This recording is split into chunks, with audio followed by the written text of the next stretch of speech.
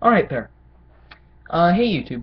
Today I am doing my review of the Wii U Pro Controller. Alright, so the Wii U Pro Controller was a controller, in a nutshell, well, it's in the name, but it was a controller released officially by Nintendo at the start of the Wii U's lifespan, which it was there kind of to, in case you didn't want to use the gamepad or your Wiimote and nunchuck, the Pro Controller was there, but it didn't support every game in the library.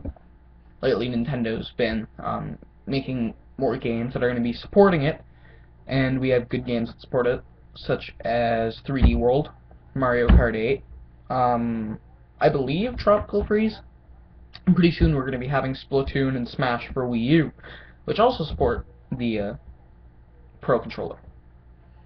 But now, do I think it's good?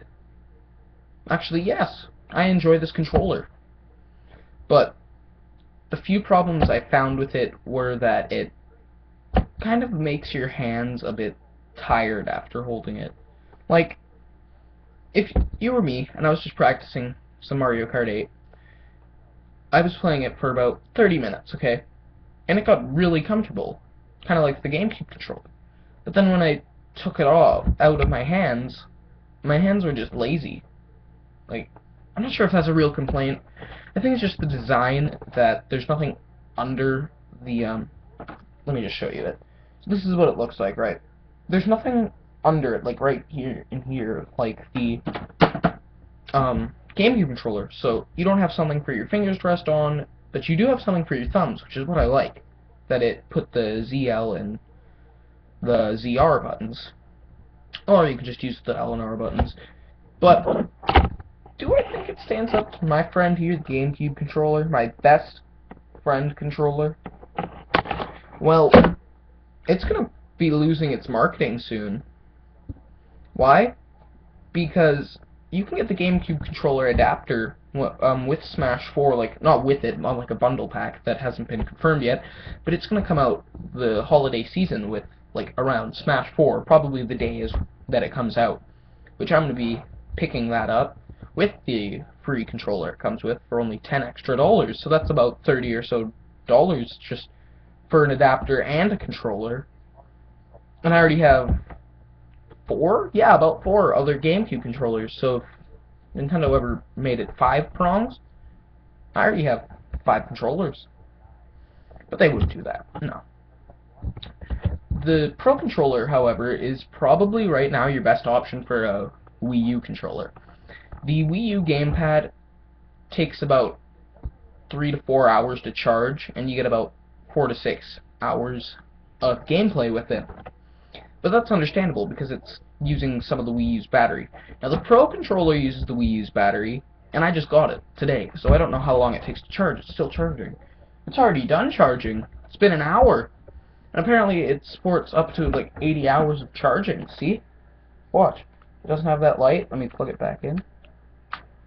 See, it still doesn't have that light. It means it's fully charged. That only charges with the Wii U when it's on. Which, actually, yes, it does. I just realized that. But anyway, it charges with the Wii U. That's one downside. Second downside, I already mentioned. There's going to be the GameCube controller adapter with the GameCube coming out pretty soon. The third downside would probably be the pricing. In Canada, it's about $50 to $55. That's including tax.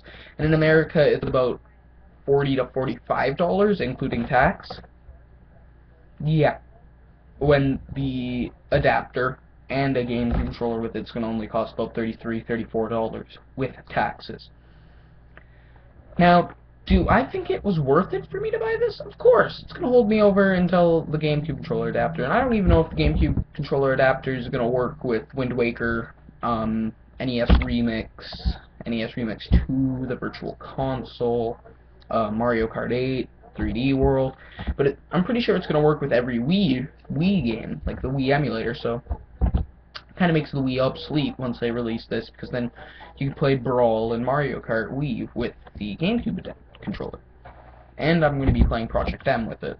Now, Um, my fourth downside is that it isn't backwards compatible with the Wii emulator within the Wii U, which means if you have like Mario Kart 64, Smash Brothers Brawl, and all that, and you want to use a hand controller instead of the sideways Wii remote or the Wii remote nunchuck, which Mario 64 requires you to have a Pro controller, like not this Pro controller, but a classic controller for the Wii.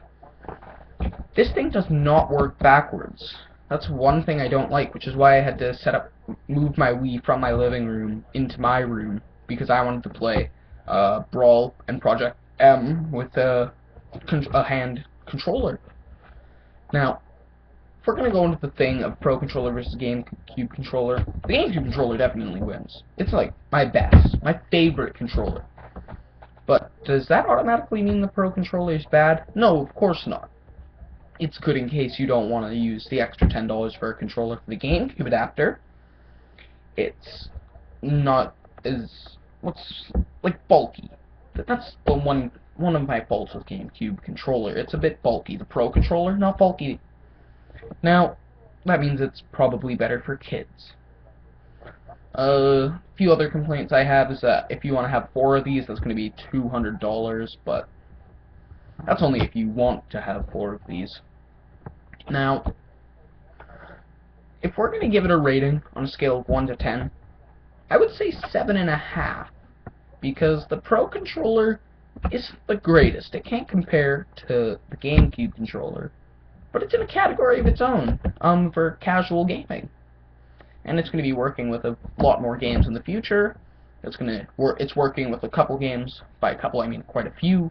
Now, works with Zombie U, 3D World, and Mario Kart 8, as I already said, Wind Waker HD. So many good games it works with. Even if you have the Mario and Luigi U bundle pack, the Super Mario Luigi Brothers U game, it works with that. They made it so that it works with that exact game. And it works with Super Mario Brothers Luigi. You see all these great games with some challenge that it works with. So that's why I'm giving it a 7.5 out of 10. It's kind of Nintendo's experiment. They're trying to see if they can improve what the GameCube controller had, but, well, they tried. Alright, so that's going to be my honest review. If you liked the video, make sure to like, comment, and subscribe, and I will see you guys all later. Bye.